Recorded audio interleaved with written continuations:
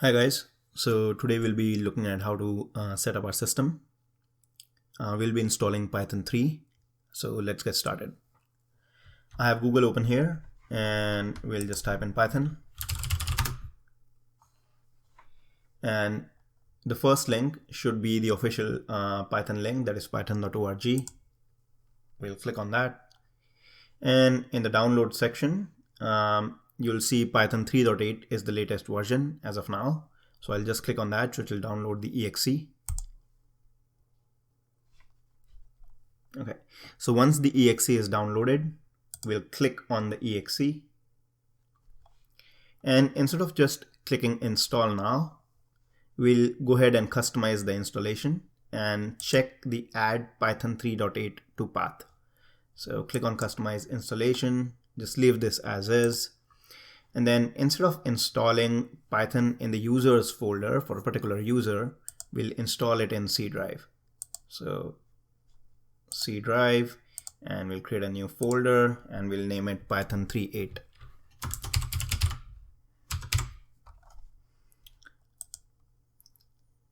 Okay, and click on install.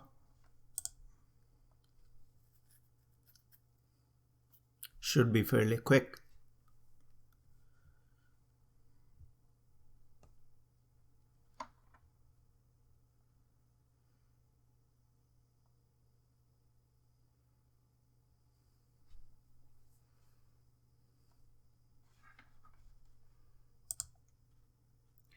So our Python setup is successful, and we'll go ahead and close this, and we will go ahead and close the browser. Let's inspect the environment variables. So click on start and type env, and again click on environment variables, and the one which we need to inspect is path.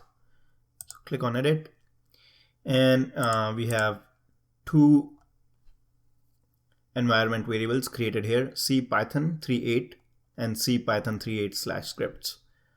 So we'll just click OK and type in cmd, which will open up the command prompt, and here we can type Python, and we have our Python 3.8 console setup.